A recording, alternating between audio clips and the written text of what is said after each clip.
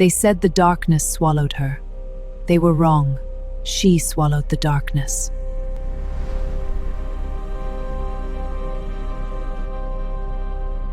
She became the night itself. She became the self. Eden was perfect, but it was not alive.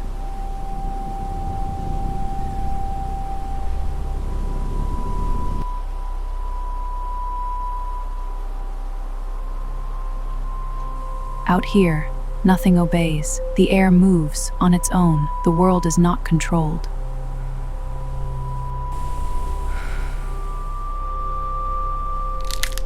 But freedom is not gentle. For the first time, the world pushes back. In Eden, nothing could break. But here, even the body can change.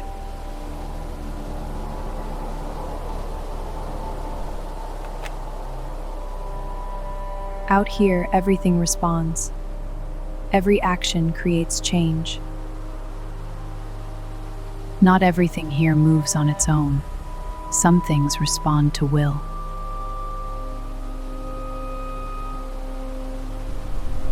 But something was different. The world did not respond the same way when it touched her. It still responded, but not as it should, as if the world was deciding whether to listen.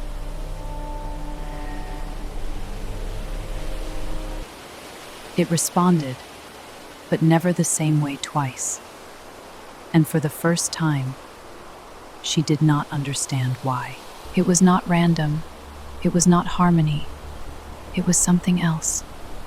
Something she could almost understand. It was not chaos. It was not peace.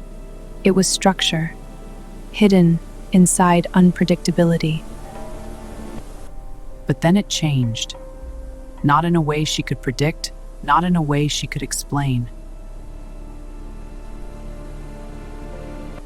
And so she stopped trying to control it. Not everything needed answers. Some things simply were.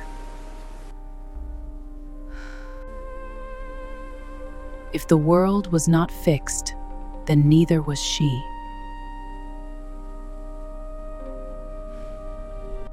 And in that moment, she did not wait, she chose. Freedom was not without weight. Every step forward had to be earned.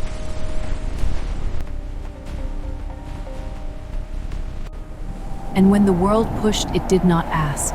It demanded strength.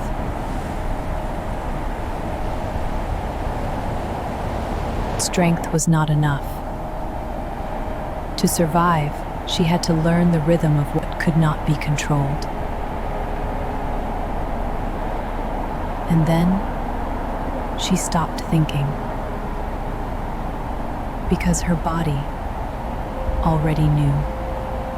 The storm did not stop. The world did not change. But she was no longer moved by it. And then it began to listen. Not completely, but enough.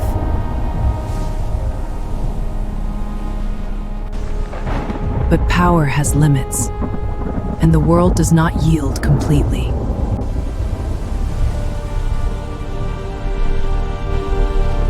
And so, she let go, not of power, but of the need to control it. The world no longer defined her. The storm was behind her, and for the first time, she chose where to go. And beyond the storm, there was something else. Not control, not order, but something that noticed her. She did not command it. She did not touch it. And still, something began to form. It wasn't the world. It was her. Not by force, not by will, but simply because she exists. So she tested it, not with force, but with intent.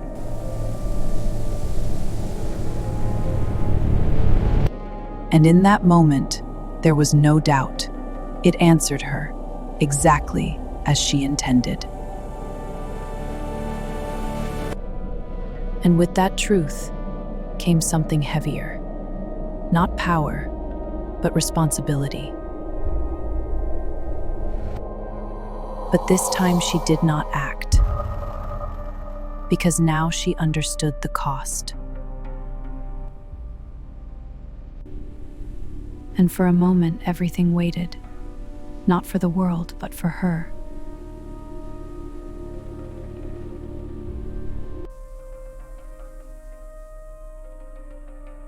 And in the end, she chose not to control it.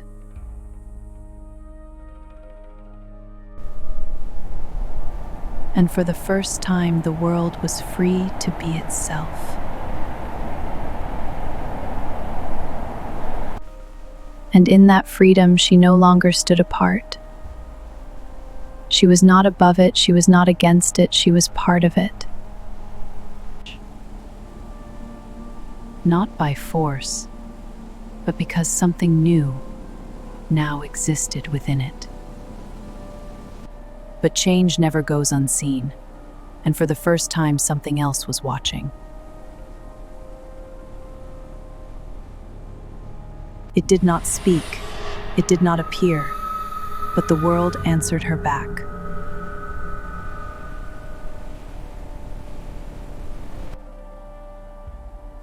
And in that moment she understood. She was not alone, and she never had been. It did not move, neither did she. No command, no resistance, only silence between two things that understood each other. So it pressed just enough to see what she would become.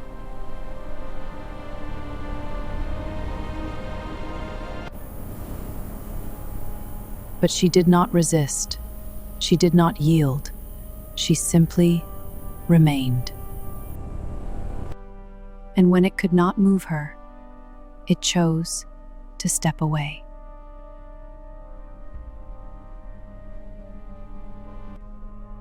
And when it was over, she did not question it. She understood the world was larger than it first revealed. And for the first time, she did not wait. She chose where to go next.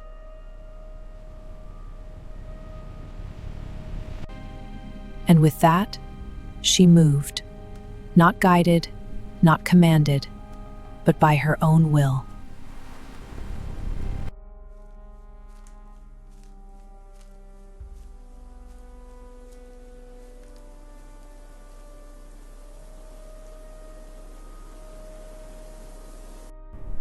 And then it answered, not with words, but with presence.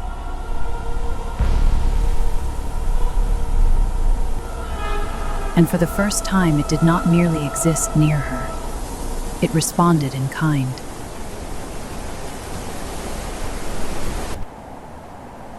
And it left. No voice, no shape. And that she was not alone in the dark. Eden was never broken, it was revealed, and what it could not control, it cast out. But beyond perfection, something else is forming.